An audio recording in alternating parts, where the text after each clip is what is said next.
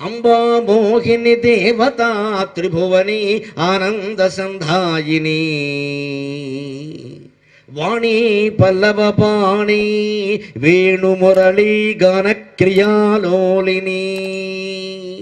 అంబా మోహిని దేవతా త్రిభువని ఆనంద సంధాయిని వాణి పల్లవ పాణి వేణుమురళీ గానక్రియాలోలిని కళ్యాణి ఉడురాజబింబవదన ధూమ్రాక్షసముఖారిణి చిద్రూపా పరదేవత భగవతి శ్రీరాజరాజేశ్వరి అంబా మోహిని దేవతా త్రిభువని దేవతలతో సహా మొత్తం 3 లోకాల్లో ఉండే వాళ్ళందరినీ మోహింపజేస్తుంది అమ్మవారు. అందుకే ఇంద్రుడు కూడా మాయలో పడతాడు, మహర్షులు కూడా మాయలో పడతారు, బ్రహ్మ విష్ణు మహేశ్వరుడు కూడా మాయలో పడ్డాడు. విష్ణుమూర్తి జగన్మోహిని వేషం వేస్తే శివుడు పార్వతీదేవిని వదిలేసి వెనకాల పడ్డాడు. అదే మాయ అంటే అర్థం. మహామాయ మహాసత్వ మహాశక్తిర్ మహారథి ఆ మహామాయ అంటే. విష్ణుమూర్తి మాయలో పడ్డాడు, బ్రహ్మదేవుడు మాయలో పడ్డాడు. ఇంతమందిని మాయలో పడేసేది ఎవరంటే మనం ఈ 9 రాత్రులు ఆరాధించే శ్రీరాజరాజేశ్వరీ దేవి.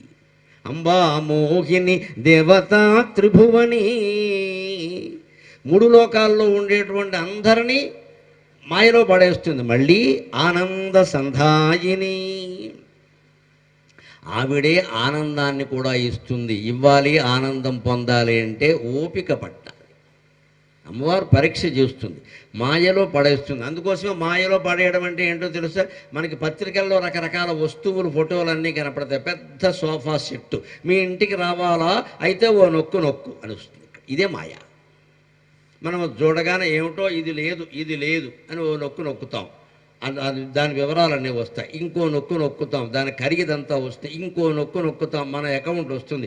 ఇంకో నొక్కు నొక్కుతాం, శ్రీమద్ రమారమణ గోవిందో హరి.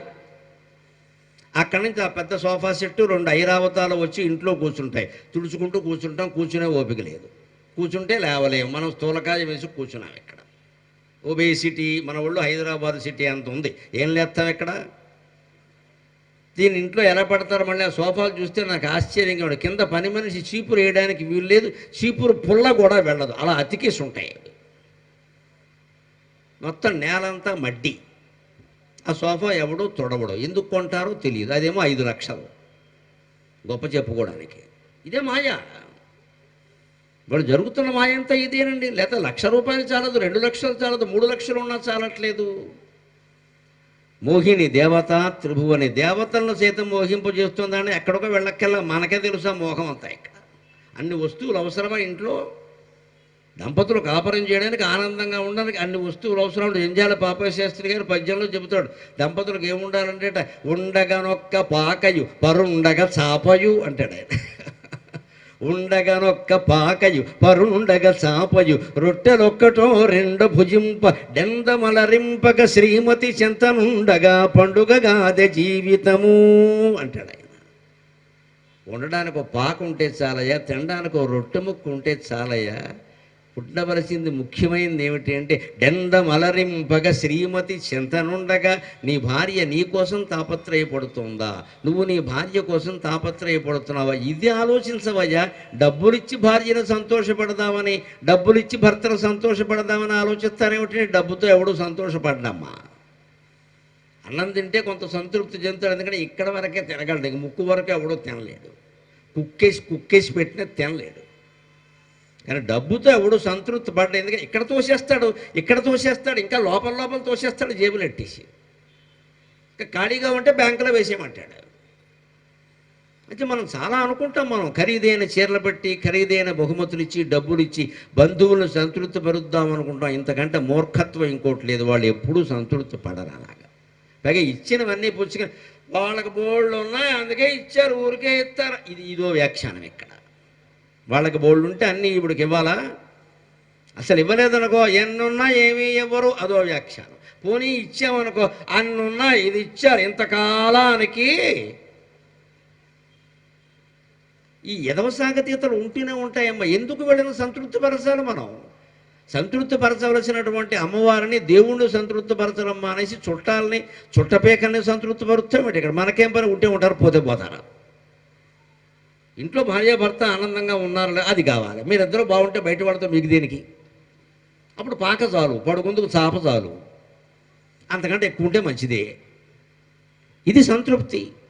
లేకపోతే ఈ త్రిభువన మోహిని మాయ ఉందే, అందులో పడిపోతాం మనం.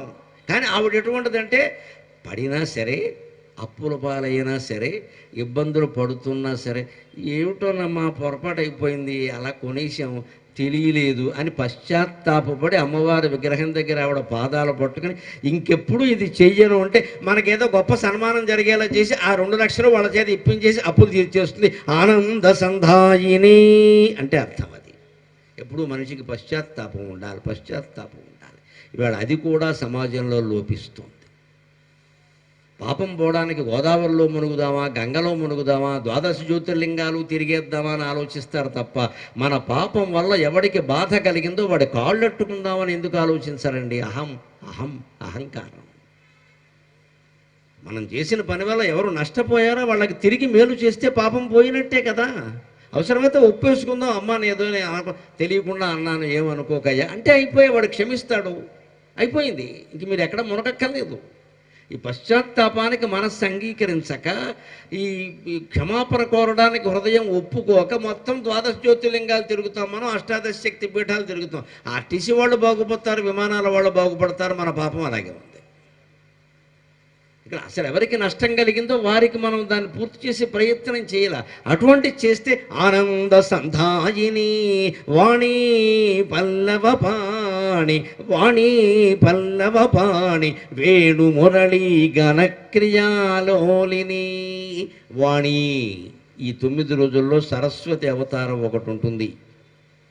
ఇవాళ హస్త నక్షత్రం ముగుస్తోంది, విశాఖ నక్షత్రం హస్త చిత్త నక్షత్రం రాబోతోంది. త్వరలో 28, 29 తేదీల్లో మూలా నక్షత్రం వస్తోంది. ఆ రోజు ఇదే అమ్మవారిని మనం సరస్వతి అలంకారంలో చూస్తాం. అంచేత ఆవిడ వాణి పల్లవ పాణి. అమ్మవారు సరస్వతీదేవి యొక్క వేళ్ళు ఎలా ఉంటాయి, చేతులు ఎలా ఉంటాయి అంటే చిగురాకుల్లో ఉంటాయి. సరిగ్గా మీ పసిపిల్లల చేతులు చూడండి అమ్మ, అలాగే ఉంటాయి. వాటిని ముట్టుకోండి, వాటిని ముద్దెట్టుకోండి, ఆస్వాదించండి. ఫోటోలు తీసి ఫేస్బుక్లో పెట్టకండి. ఎందుకు ఈ దరిద్రం చేస్తున్నారో తెలియడంలా. దిష్టి తగులుతుందనే జ్ఞానం లేదా? దిష్టి సెంటిమెంట్ కాదమ్మా, పక్కా శాస్త్రం చెబుతున్నా. దిష్టి సెంటిమెంట్ కాదు. పిల్లల ఫోటోలు ఫేస్బుక్లో పెట్టకూడదు. పూర్వం ఎవరు పెట్టేవారు కాదు. పెద్దవాళ్ళు ఉంటే అసలు ఫోటోలు లేవు, ఉన్నా పెట్టనిచ్చేవారు కాదు, అందరికీ చూపించకూడదు. ఏ బారసాల నాడో 21వ రోజున తొట్టులో పెట్టినప్పుడు ఎవరినైనా చుట్టాలను పిలిచినా ఈవేళ కొంచెం ఒంట్లో బాగుండలేదు, ముట్టుకోకుండా తల్లి చుట్టూ తిరుగుతూ ఉండేది దెయ్యంలాగా. పిల్లాన్ని ముట్టుకోని ఇక్కడ, ఎందుకంటే దిష్టి తగులుతుందని. ఆ భయం లేదండి ఎవడికి. దిష్టి గుడ్డి నమ్మకం కదా మా పక్క. అందరి చూపులు ఒకలా ఉండవు. అనేక రకాల చూపుల్లో అనేక రకాల కిరణాలు ఉంటాయి. కిరణ ప్రసారం చేస్తే పసిబిడ్డ రెసిస్టెన్స్ పవర్ లేదు, వాడికి వచ్చేస్తుంది ఖచ్చితంగా. అది పెద్దవాళ్ళకే వస్తుంది. ఎప్పుడు కనీసం 2 సంవత్సరాలు దాటే వరకు పిల్లల ఫోటోలు ఫేస్బుక్లో పెట్టకూడదండి. వాళ్ళు పుట్టిన వాడిని పుట్టినట్టు పెట్టేస్తున్నారు అక్కడ. అక్కడి నుంచి పోలికలు, వ్యాఖ్యానాలు, నవ్వులు, దాని మీద 100 మంది కామెంట్స్. మనకెవరో కొడుకు పుడితే ఈ విధవలందరూ స్మైలీ, ఎలిజీ, దరిద్రం, అట్టహాసం, ఈ బొమ్మలు ఏంటండి ఇక్కడ? వాడేవాడండి కామెంట్ చేయడానికి. అక్కడి నుంచి ఎవడైనా వంకరగా కామెంట్ చేస్తే మా అబ్బా వాళ్ళకి నచ్చరాని ఈవిడ అన్నం మానేసింది. ఇక్కడ వాడెవడికో నచ్చరం, నీకెందుకమ్మా? మొత్తం చిన్న జీవితాన్ని పబ్లిక్ బజార్లో బారేసామమ్మా. మనం చాలా అన్యాయం చేస్తున్నాం నిజంగా మన పసిపిల్లల జీవితాన్ని. మొదటి పుట్టినరోజుకి 10 లక్షలు ఖర్చు పెట్టి పార్టీ, దిష్టి తగలదా? ఆలోచించండి. వాడు వయస్సు ఎంత? ఏడాది లేదా? వాడు మీరు పార్టీ ఇస్తారా? అంటే అహంకారం, డబ్బు ప్రదర్శించాలి. దీనికి మొత్తం అందరినీ పిలిచాడు. ఇక్కడ వాడు ఏమైపోతాడు? పిల్లల్ని దైవస్వరూపంగా మనం భావిస్తే పల్లవపాణి, వాళ్ళ చేతులు చిగురాకుల్లో ఉంటాయి. తల్లి తండ్రి అక్కడ కూర్చుని ఆస్వాదించాలి, ఆనందించాలి, 4 మాటలు చెప్పుకోవాలి. నీ పోలికంటే నీ పోలి కానీ సరదాగా మాట్లాడుకోవాలి. 10 మందికి ఎందుకంటే చెప్పడం? ఎక్కడ ఆ తల్లిదండ్రులకో ఈ తల్లిదండ్రులకో చెప్తే పర్వాలేదమ్మా, ఊళ్ళో వాళ్ళందరికీ చెప్పాలా? అంటే ఆ పల్లవ పాణులైన పిల్లల పెంపకంలో ఉండే ఆనందం లక్షల రూపాయలు సంపాదించినా కూడా ఉండదమ్మా, ఆడవాళ్ళకైనా మగవాళ్ళకైనా. వాణి పల్లవ పాణి. ఆ సరస్వతీదేవి చిగురాకులు లాంటి చేతులతో వీణ వాయిస్తూ ఉంటుంది. వేణు మురళీ గాన క్రియాలోలిని. వేణువు మురళి రెండు ఒకటే నిజానికి, కానీ సంస్కృతంలో పర్యాయ పదాలు బాగా ఉంటాయి. ఆకారంలో తేడా ఉంటుంది వేణువుకి మురళికి. వెదురుతో చేస్తే వేణువు అంటారు, వేరే పదార్థాలతో చేస్తే మురళి అంటారు. అదొక సంప్రదాయం ఉంది. అనేక రకాలు ఉంటాయి. కలశం అన్నా బృంగారకము అన్నా ఒకటే అర్థం ఉంటుంది నిఘంటువులో చూస్తే, కానీ కలశం వేరు, మామూలు కలశం పూజలో వాడేది. బృంగారకం అంటే బంగారంతో చేసిన చెంబు. ఇలా తేడాలు ఉంటాయి. ఒట్టిన చెంబు అన్నాము, అది దేనికైనా వాడచ్చు, అది వేరే విషయం. అందుకని నామం పర్యాయ పదం అంటే అర్థాన్ని బట్టి మారుతాయి. అలాగే వేణువు వేరు, మురళి వేరు, కొంచెం ఆకారంలో తయారు చేసే పదార్థంలో తేడా. మురళి వేణుగాన క్రియాలోలిని. ఎక్కడ మురళీనాదం వినిపించినా, ఎక్కడ వేణుగానం వినిపించినా, ముఖ్యంగా ఈవేళ టీవీల్లో యూట్యూబుల్లో మన అదృష్టం అండి, ఎంతోమంది మహానుభావులు భజనలు చేస్తున్నారమ్మా. అవి చూడండి, అవి చూడండి, పిల్లలకి అవి చూపించండి. జీవితాలు బాగుంటాయి, మనస్సులు బాగుంటాయి. శివశ్రీ స్కంద గారని ఎవరో ఉంటారు, ఆవిడ ఎంత బాగా భజన చేస్తుందో ఆవిడ. ఇంకో ఆచార్యులు గారు ఒక ఆయన ఉన్నాడు, ఆయన ఊగిపోయి పాడుతూ ఉంటాడు, అసలు ఒళ్ళు తెలియకుండా. ఆయనకి పిల్లలు కొన్ని వేల మంది ఎదురుగా నుంచుని చప్పట్లు కొట్టి పాడుతూ ఉంటారు. సీతాపతి రామచంద్రకి జై, రథాపతి కృష్ణచంద్రకి జై, గౌరీపతి చంద్రచూడికి జై, పవనసుత హనుమానికి జై. ఈ జై నినాదాలు చేసి పాడు, ఒట్టి భజన. ఒళ్ళు జలధరిస్తూ ఉంటుందమ్మా టీవీలో చూస్తుంటే. అవి చూడండి, అవి చూడండి. ఎందుకు యూట్యూబ్ వార్తలు పట్టుకుని యథో ప్రచారాలు చేసుకుంటూ కూర్చో, అందులో నిజం లేదు, అన్నీ అబద్ధాలు, ఫేక్ న్యూసే. అవి చూడొచ్చు కదా, టీవీ దగ్గర కూర్చుని హాయిగా పెద్ద మొహాలు కనపడుతూ ఉంటాయి. అదే అవి చేస్తే అమ్మవారు అనుగ్రహిస్తుంది. మురళి వేణుగాన క్రియాలోలిని. వాణి పల్లవ పాణి వేణు మురళి గాన క్రియాలోలిని. ఆ గానక్రియకి లోలమైపోతుంది ఆవిడ. వీళ్ళు భజన వింటున్నారు, భజన చేస్తున్నారు, దానికోసం పరవశించిపోతున్నారు. ఆ ఇల్లాలు ఇంతవరకు కాఫీ కూడా తాగలేదు, ఆ భజన చూస్తోంది. దీన్ని అనుగ్రహించాలి, దీన్ని అనుగ్రహించాలి, ఇది ఆనందంగా ఉండాలి, ఇది ఆరోగ్యంగా ఉండాలి అని ఆ భజన కీర్తనలు వినేటువంటి స్త్రీ పురుషులందరినీ రాజరాజేశ్వరీదేవి అనుగ్రహిస్తుందమ్మా, సందేహం లేదు అందులో. అటువంటి వినండి, వినిపి. అంతేకాదు, భజన వింటే ప్రయోజనం ఏమిటంటే పిల్లల్ని మనం పెంచక్కల భజన పెంచుతుంది. వాడు అక్కడ కూర్చొని తాళం వేసేస్తాడో, వాడికి భజన అంటే ఇష్టం పిల్లలకి. మా ఉపన్యాసాలు వినమంటే పిల్లలు వినరు, కానీ పుట్టిన పిల్లాడు కూడా తాళం వేసేస్తాడు. వాడికి కదా అలవాటు ఏందనుకోండి, తర్వాత తప్పులు చేయమన్నా చేయడండి. పెద్ద పెరిగింది 5 ఏళ్ల పాటు భజన కీర్తనలో పాడడం వినడం అలవాటు పడిన వాళ్ళు తర్వాత తప్పులు చేయరమ్మా, ఆ రకంగానే పెరుగుతారు. అమ్మవారికి అదంటే చాలా ఇష్టం. కళ్యాణి. నిరంతరము ఇంట్లో కళ్యాణాలంటే పెళ్ళిళ్ళు కాదు, సంక్షేమం, వెల్ఫేర్. సంస్కృతంలో కళ్యాణం అంటే వెల్ఫేర్, తెలుగులో కళ్యాణం అంటే పెళ్ళి. కళ్యాణి ఉడురాజబింబవదన. ఉడు అంటే నక్షత్రం, ఉడురాజు అంటే నక్షత్రాలకి రాజు చంద్రుడు. చంద్రబింబం లాంటి ముఖం కలిగింది. అందుకే అమ్మవారి చిత్రపటానికి దయచేసి వెర్రి అలంకారాలు చేయకండి, కుంకుమ బొట్టు కూడా పెట్టకండి. చిత్రకారుడు పెట్టాడు, మీరు పెట్టి పాడు చేయక్కర్లేదు. దాన్ని వంకరగా పెట్టి ఓ మెత్తేస్తారు ఇక్కడ కుంకాలు మొత్తం తొడ మీద, మెడ మీద, సర్వావయవాల మీద బొట్టు. ఆవిడ అమ్మవారో దెయ్యమో తెలియదు. ఈ పిచ్చి మానుకోండి దయచేసి.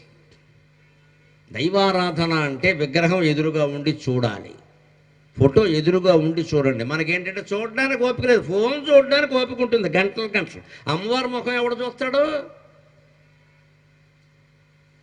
ఫోన్లు మానేసి అమ్మవారి ముఖం చూడండి అమ్మా. ఇంట్లో అశుభం ఎందుకు జరుగుతుందో చూస్తాను నేను, జరగదండి. ఉడురాజబింబవదన. పున్నమ నాటి చందమామ ఎలా ఉంటాడో రేపు రాబోయే శరత్ పూర్ణిమ. అన్ని ఋతువుల్లోకి శరద్ ఋతువు గొప్పది, అన్ని పూర్ణిమల్లోకి శరత్ పూర్ణిమ గొప్పది. ఆ శరత్ పూర్ణిమ నాడు పండు వెన్నెల ఆకాశం అంతా పిండారబోసినట్టు ఉంటుంది. ఆ వెన్నెల ఎలా ఉంటుందో అమ్మవారి ముఖం అలా ఉంటుందండి, చూడాలి మనం. అది మట్టి బొమ్మ అయినా, కొయ్య బొమ్మ అయినా, వెండి బొమ్మ అయినా, బంగారం బొమ్మ అయినా, ఏదైనా బాగానే ఉంటుంది. కళ్యాణి ఉడురాజబింబవదన ధూమ్రాక్ష సంహారిణి. చూస్తే జరిగే ప్రయోజనం ఏమిటో తెలుసా? ధూమ్రాక్షుడు అనే రాక్షసుడిని సంహరించింది నువ్వే కదమ్మా అంటున్నారు రచయిత. ధూమ్రాక్షుడు చిన్న విషయం, చాలామందిని సంహరించింది. వాడో రాక్షసుడు వాడిని సంహరించింది, వదిలే. అందులో గొప్ప విషయం ధూమ్రం అంటే ఏమిటి? అగ్ని అంటే తెలుసు మనకి, ధూమం అంటే తెలుసు. ధూమం అగ్ని రెండు కలిపితే ధూమ్రం. అగ్ని అంటే నిప్పు, ధూమం అంటే పొగ. పొగతో కూడిన అగ్నిని ధూమ్రం అంటారు. అప్పుడే కళ్ళు దెబ్బతింటూ ఉంటాయి. అగ్ని వెలిగినప్పుడు కళ్ళు దెబ్బతినవు, పొగ వచ్చినప్పుడే దెబ్బతింటాయి. జీవితం చివరికి ఆత్మానందంతో ఎలా ఉండాలంటే పొగలేని నిప్పులా ఉండాలి. వేదాంతులు అంతే చెబుతారు, పొగలేని నిప్పు. గ్యాస్ పొయ్యితో ఉండే వాళ్ళకి తెలియదు, ఇది కుంపటుంటే తెలుస్తుంది, కట్టెలు పోయింటే తెలుస్తుంది. గ్యాస్ పొయ్యి ఇలా వెలిగించగానే అంటుకుంది, మన ఇల్లు కూడా అంటుకుంటూ చూసుకోపోతే అక్కడ తెలియదు. ఇది ముందు పొగ రాదుగా. కట్టెలు పొయ్యి కుంపటి వాడేమనుకోండి, ముందు పొగ వస్తుంది, తట్టుకోలేము, విసిరిగల పెట్టి విసిరేవారు, చచ్చిపోతున్నాం పొగ అని. ఆ పొగ వచ్చింది అంటే ధూమం, తర్వాత అగ్ని వస్తుంది. ఆ వచ్చే ముందు పొగే వస్తుంది, తర్వాత పొగతో కూడిన అగ్ని కనిపిస్తూ ఉంటుంది కొద్ది కొద్దిగా, తర్వాత పొగ వెళ్ళిపోతుంది, అగ్ని మిగులుతుంది. అంచేత మనం పుట్టినప్పుడు ఓ పెద్ద పొగతో పుట్టాం, తర్వాత చదువుకుని పెళ్లి చేసుకుంటామే, పొగ అగ్ని రెండు కలిసిపోయి పుట్టాం. చివరికి జ్ఞానం పొంది వైరాగ్యం పొందితే పొగలేని నిప్పులాగా వెలుగుతూ ఉంటాం, అనుమానం లేదు. అది ధూమ్రాక్షుడు. ఆ ధూమ్రాక్షుడు సంహరింపబడాలి అంటే పొగ ఉన్న నిప్పు పోవాలి, పొగలేని నిప్పులా వెలగాలి మనం. అందుకే ధూమ్రాక్ష సంహారిణి. కళ్యాణి ఉడురాజబింబవదన ధూమ్రాక్ష సంహారిణి చిద్రూపా పరదేవత భగవతి శ్రీరాజరాజేశ్వరి అంబా నూపురరత్న కంకణధరీ కేయూరకరావళీ జాజీ చంపక వైజయంతి లహరీ గ్రైవేయ వైరాజిత వీణా వేణు వినోద మండితకర వీణా వేణు వినోద మండితకర వీరాసనే సంస్థిత చిద్రూప పరదేవత భగవతి శ్రీరాజరాజేశ్వరి అంబా. ఎటువంటి పుష్పాలు ధరించిందో, ఎటువంటి హారాలు ధరించిందో, ఆవిడ నూపురాలు ఎంత అందంగా ఉంటాయో చెబుతున్నాడు. నూపురం అంటే కాలి అందే. అంబా నూపురరత్న కంకణధరీ, కాలికి అందెలు ఉన్నాయి, గజ్జెలు ఉన్నాయి, మువ్వలు మోగుతున్నాయి. గల్లు గల్లున కాలి గజ్జెలందెలు మ్రోయ కలగంస నడ కల కలికి ఎక్కడికే సంబ శివుని సన్నిధికే. పూర్వం పెద్దవాడు స్త్రీలు పాడుతుంటే విన్నామమ్మా, మా అదృష్టం అది ఇప్పటికుంది. ఈ పాట నా మనస్సు ఇప్పుడు 6 ఏళ్ల వయస్సులో విన్నది.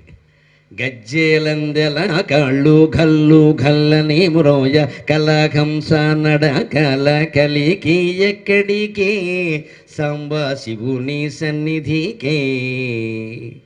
ఇవాళ ఏ అమ్మాయి నోటైనా ఈ మాట వస్తే ఆ అమ్మాయి జీవితం బాగుంటుంది. ఇప్పుడు 17 ఏళ్ళ అమ్మాయిని బయటికి వెడుతుంటే, వేర్ ఆర్ యు గోయింగ్ అంటే my boy friend is calling నమశివాయ. సాంబశివుడు సన్నిధి కాదు, ఎవడో వ్యధం ఉన్నాడో వీడు రమ్మంటున్నాడు ఇక్కడ, అంతే. వాడు ఏం చేస్తాడో తెలియదు. లేకపోతే కన్న తల్లికి అబద్ధం, కన్న తండ్రికి ఇంకో అబద్ధం. మా ఫ్రెండ్ పుట్టినరోజు, ఆ ఫ్రెండ్ పుల్లింగమో స్త్రీలింగమో నపుంసకలింగమో తెలియదు. తండ్రి ఏం చేస్తాడు, ఏమన్నా అంటే మా మీద నమ్మకం లేదు. ఈ నమ్మకం ఉండాలని నువ్వేమన్నా సతీ సావిత్రివా? నాకు అర్థం కాదు. ఎక్కడ నమ్మకం ఎక్కడి నుంచి ఉంటుందండి పిల్లల మీద? వాళ్ళ వయస్సు ఏమిటి, వాళ్ళ చాపల్యాలు ఏమిటి? ఆవేళ పార్వతీదేవికి శివుడికి తగాదా వచ్చినప్పుడు కూడా శివుడు ఎంతకీ మాట్లాడకుండా దూరంగా కూర్చుంటే అమ్మవారే బయలుదేరింది. ఆ బయలుదేరిన నడక ఎలా ఉందంటే, గజ్జేలందెల కాళ్ళు గల్లు గల్లని మ్రోయ కలహంస నడ కల కలికి ఎక్కడికే సాంబ శివుని సన్నిధికే. చెలికెత్తి అడిగిందిరా, గజ్జెలందల కాళ్ళు గల్లు గల్లుని మోగుతుండగా, అమ్మా ఎక్కడికి బయలుదేరుతున్నామమ్మా? ఆయనకి నీకు ఏదో చిన్న తగాదా అయింది కదా, బయలుదేరు. ఏదో ఉంటూనే ఉంటే మొగుడు పెడదాం అన్నాక ఆయనకు అన్నం కూడా పెడతాడు, అసలే భిక్ష. నేను పెడుతున్నాను, ఆయన దగ్గరికి పెడుతున్నా. ఇదమ్మా అమ్మవారి పాతివృత్యం, అమ్మవారి సాత్విత్వం. అవి మళ్ళీ కనిపించడం కోసం ఈ జీవుడు తాపత్రయపడి ప్రవచనాలు చెబుతున్నాడమ్మా. మహిళలందరూ ఆలోచించండి, ముఖ్యంగా నా కూతుళ్ళ లాంటి అమ్మాయిలందరూ ఆలోచించండి. ఎక్కడికి వెడుతున్నామంటే నా భర్త దగ్గరికి, నా తండ్రి దగ్గరికి అనే మాట రావాలమ్మా. పనికి మాలిన గొట్టంగాడి పేరు రావద్దు ఎక్కడ. శీలం ఇవాళ అమ్ముడు సరికి అయిపోయింది. ఇక్కడ ఎవ్వరికీ ఆ మాట అనడం కూడా పాపంగా ఉంది. శీలం కోల్పోయాక బతకడం అనవసరం. Character is lost, everything is lost. Wealth is lost, nothing is lost. మళ్ళీ సంపాదించుకోవచ్చు. Health is lost, something is lost. ఆరోగ్యం కోల్పోతే కష్టం, మళ్ళీ రాదు. సరే అయినా ఏదో ఏడవచ్చు. Character is lost, everything is lost. ఇంకేముంది నీకు? ఇవాళ ఆ క్యారెక్టర్కి దిక్కు లేకుండా పోయింది. వెల్త్ వెల్త్ ఎంతసేపు? డబ్బిస్తే ఏం చేయడానికైనా సిద్ధమే, ఎన్ని తప్పులైనా మాఫీ. ఇటువంటి సమాజానికి ఈ ప్రవచనం అవసరమమ్మా. అందుకే చెబుతున్నాను నేను, అందుకే చెబుతున్నాను. అంబా నూపుర రత్న, ఆ కాలి అందెల్లో రత్నాలు పొదిగారు, అవి గల్లు గల్లును మోగుతున్నాయి. కంకణధరి, పురుషులు ధరిస్తే కంకణం అంటారు, స్త్రీలైనా అంతే, గాజులు, వాటిని కంకణాలు అంటారు. విశ్వదింగ్మండల వ్యాప్త తేజస్ఫురత్ కంకణాలంకృతే విభ్రమాలంకృతే, శ్యామలాధరణ కల్లో మాట. ఈ కంకణాల కాంతులు దిక్కులన్నీ వ్యాపిస్తున్నాడు. అలా ఉంటాయి అమ్మవారి యొక్క కంకణం అంటే. అటువంటి కంకణాలు ధరిస్తుంది. విష్ణుపురరత్న కంకణధరి.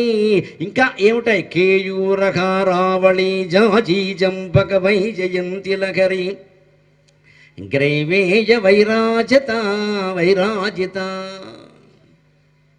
కేయూరం అంటే ఇక్కడ వంకీ లాంటి ఆభరణం, అంగదం అని కూడా అంట, అవి ధరిస్తుంది.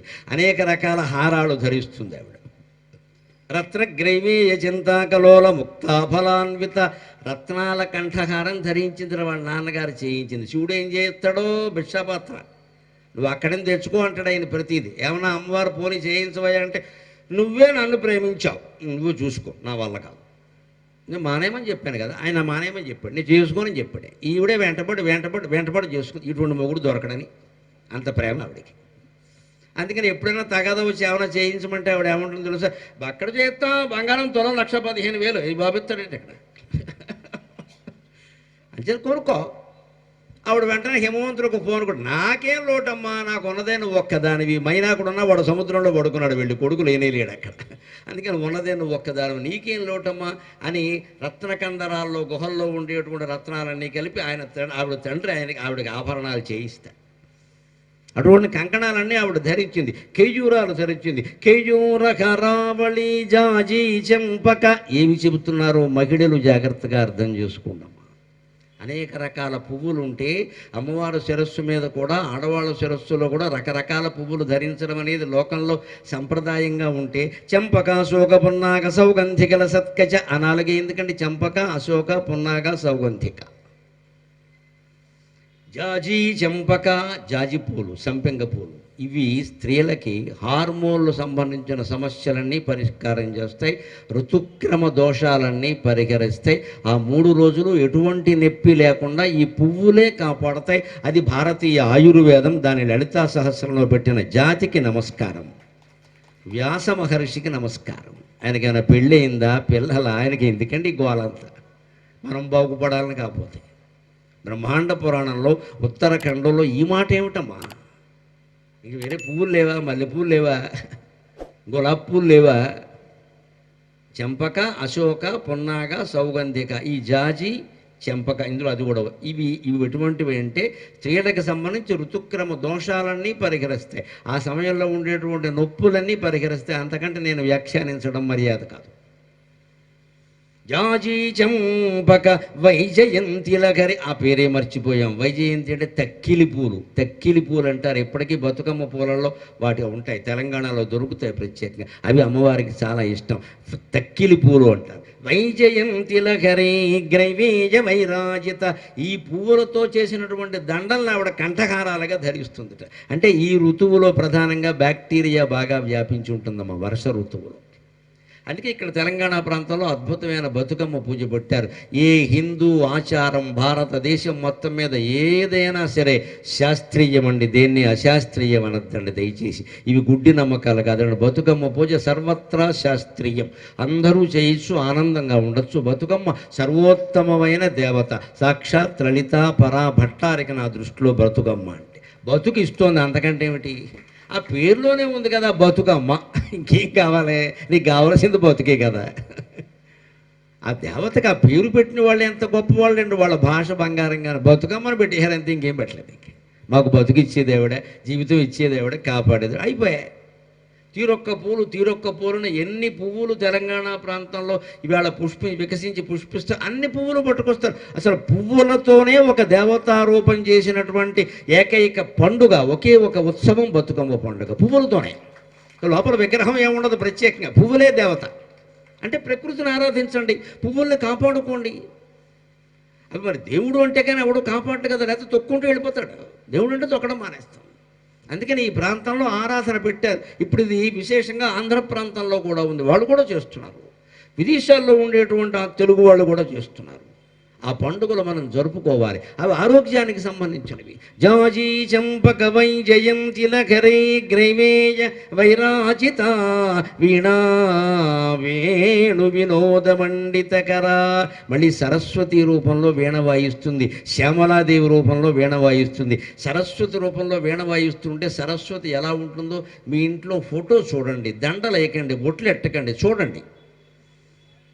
ఈ కాలు ఇలా ఎడమకాలు ముందుకు చాపి ఈ కుడికాలు ఇలా పెట్టి పద్మంలో కూర్చున్న సరస్వతి ఇలా ఉయ్యారంగా వీణ వాయిస్తూ ఉంటుందండి. ఇలాగ నాకు మా ఇంట్లో ఆ ఫోటో చూస్తే నేను కవిని కదా, నేనెందుకు ఊరుకుంటా. ఒక్క ప్రక్క కొరిగి ఒయ్యారముగా వీణ మీటునట్టి పలుకు పోటిగనుడు ఇలా ఉంటుంది ఆ సరస్వతి. ఇలా ఉండి ఇలా ఉయ్యారంగా ఇలా వరవీణ మృదుపాణి వనరుహలోచను రాణి అని ఇలా వాయిస్తూ ఉంటే నేను కవిని కాబట్టి నాకు అద్భుతమైన పద్యం వచ్చింది అమ్మవారి మీద. ఇదేనమ్మా నేను నీకు చదివే సహస్రనామాలు అన్నాను నేను.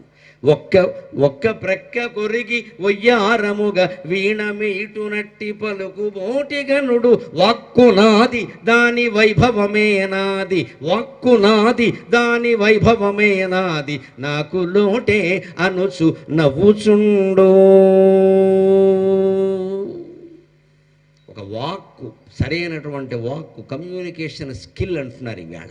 దానికోసం పెద్ద 3 నెలలు శిక్షణ, 3000 భక్షణ. ఏమిటంటే కమ్యూనికేషన్ గాడిదగుడ్డు మంచిగా మాట్లాడారు. నోరు మంచిదైతే ఊరు మంచిదవుతుంది. మా చిన్నతనంలో చెప్పారు ఈ మాట. నోరు మంచిదైతే ఊరు మంచి. దీనికి ఒక పెద్ద స్కిల్లు, దానికి ఒక పెద్ద టీచరు, దానికి ఒక పెద్ద పవర్ పాయింట్ ప్రజెంటేషను, 30,000 క్షవరం. ఇది మళ్ళీ ఇంగ్లీషులో ఎదవసంత. ఇంత చేస్తే పని జరగడానికి ఏమిటా పని? డబ్బులు వచ్చే పని. అదేనా ముక్తి వస్తుందా, మోక్షం వస్తుందా? పురుగోడి సేపు పెళ్లి సంబంధం కుదర్చమనండి ఈ కమ్యూనికేషన్ స్కిల్ ఉపయోగించి. అబ్బాయి వాళ్ళ వల్ల కాదు. కమ్యూనికేషన్ స్కిల్ అంటే నీ గురించి నువ్వు ఆలోచించడం మానే, ఎదుటి వాళ్ళ గురించి మాట్లాడు. ముందు కనపడగానే నీ బాధలు ఏకారవ పెట్టకు, వాళ్ళ బాధలు తెలుసుకో. అది కమ్యూనికేషన్ స్కిల్. అది భారతీయ సంస్కృతి. అందుకే మన సంస్కృతి ముందు మీరు బాగున్నారా అనుకుంటే ఇంకేం మాట్లాడరు. అసలు బాగున్నారా అది ముందు వాళ్ళ గురించి అడుగు, నీ గురించి ఎందుకు అడుగుతావు? నీ బాధ చెబుతావేంటి ఎంతసేపు? వాళ్ళ గురించి చెప్పు. ఒక ఆఫీసుకు ఉద్యోగం ఆలస్యంగా వచ్చాడు, యజమాని అనాల్సిన మాట వై ఆర్ యూ లేట్. ఏదో గొంతు దుర్యోధనుడి దగ్గర నుంచి వస్తుంది ఈ గొంతు. ఏమిటయ్యా నువ్వు ఎప్పుడు లేటుగా రావు కదా, ఇవాళ వచ్చేవంటే ఇంట్లో ఏదైనా ఇబ్బంది వచ్చిందా అని ఆఫీసర్ ఈ ఉద్యోగిని అడిగితే ఇక వాడి జీవితంలో లేటుగా రావడమో అనుమానం ఏమీ లేదు. అది కమ్యూనికేషన్ స్కిల్. ఎంతమంది ఆఫీసర్లకి ఈ సహకారం ఉందండి, ఈ సహనం ఉందండి. కేకలేసి నోటీస్ ఇచ్చేయి. ఓసారి లేటుగా వస్తే రెడ్ మార్క్ పెట్టి 3 సార్లు పెడితే లీవ్ కట్ చేసి. ఈ కటింగ్లు ఏముందమ్మా, అందరూ చేస్తారు. సెలూన్లో కూడా కటింగ్ చేస్తారు, నువ్వు చేయక్కర్లేదు ఇక్కడ. ఇప్పుడు రానివాడు వచ్చాడంటే కొంచెం ఆలోచించాలి కదా. రోజు అలాగే ఉంటే వేరే విషయం. ఎప్పుడు రాడు, ఇవాళ వచ్చాడు అంటే కేకలు దేనికి? ఏదో పని ఉంది అవ్వలేదు, ఈ కారణం ఏమిటో సాధారణంగా నువ్వు లేట్ చేయవు కదా, ఆ పని కొంచెం ముఖ్యమయ్యాక చూసేవయ్యా అంటే ఇంకో గంట ఎక్కువ కూర్చొని చేసేస్తాడు. వాక్కు నాది దాని వైభవమైన, అది సరిగ్గా మాట్లాడేటువంటి ప్రవచన శైలి, మాట్లాడే శైలి కనుక ఉంటే ఆ వైభవం అంతా మందేనండి. ప్రపంచం అంతా ఏలేస్తాం, అనుమానమే లేదుగా. అది సరస్వతీదేవి నుంచి నేర్చుకోవాలి. ఇలా ఉండి ఒయ్యారంగా ఈ కాలు జాపి వీడు ఇలా వాయిస్తూ ఉంటే ఒక్క ప్రక్క కొరిగి ఒయ్యారముగా వీణమీటు పలుకు బోటిగనుడు వాక్కు నాది దాని వైభవమే నాది, నాకు లోటే అనుసు నవ్వుచుండు. వాక్కు నాది దాని వైభవం నాది, ఎలాగైనా మాట్లాడ మాట్లాడగలను, ఎవరున్నా మాట్లాడగలను, పండితులున్నా పామరులున్నా మాట్లాడగలను, ఏం చేసినా నాకు లోటేమిటి? నిజమైనటువంటి వాగ్వైభవం నీకుంటే వాగ్వాదిని వామకేసి వన్యమండలవాసిని, అగ్నిమండలంలో నువ్వు చిక్కుకున్నా నీ మాటలే నిన్ను బయటికి తీసుకొస్తాయి. అమ్మవారు నీకు సాయంగా ఉంటుంది. వాగ్వాదిని అంటే అర్థం అది, తన గురించి వాదించేటువంటి భక్తుడికి అవసరమైన సామగ్రి అందిస్తుందట. వాగ్వాదిని అంటే అర్థం అది.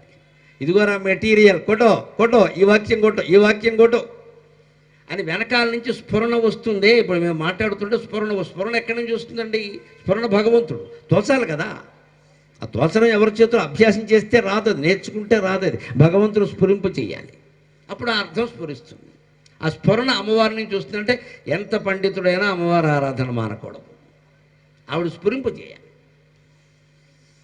అందుకని స్ఫురణానామ అన్నారు.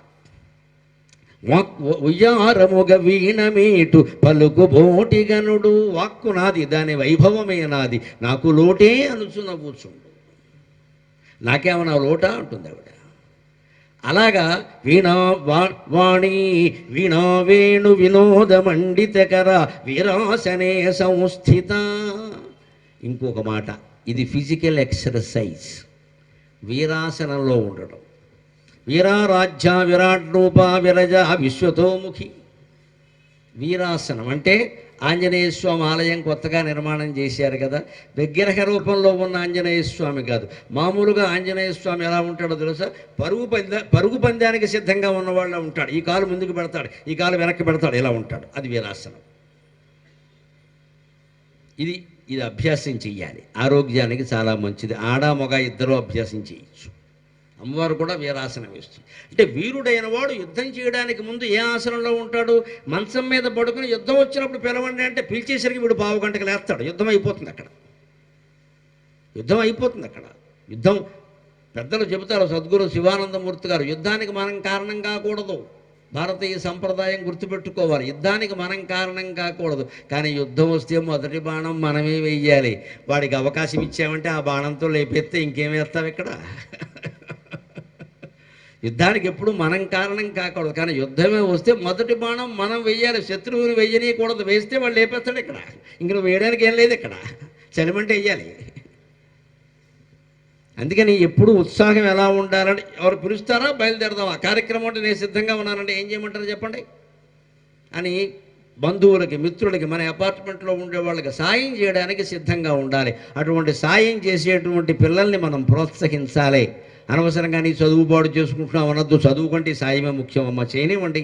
10 మందికి సాయం చేస్తే వాడికి వ్యక్తిత్వం బలిష్టం అవుతుంది, ఉపాసన పెరుగుతుంది, ఉపకారాలు పెరుగుతాయి, అందరూ వాడికి మళ్ళీ ఉపకారం చేస్తారు. ఏమిటైంది? చేయనివ్వాలి. అదే వీరాసనే సంస్థిత, ఎప్పుడూ వీరాసనంలో ఉండి యుద్ధానికి సిద్ధంగా ఉన్నట్టుగా భక్తుల్ని కాపాడడానికి సిద్ధంగా ఉంటుంది. చిద్రూపా పరదేవత భగవతి శ్రీరాజరాజేశ్వరి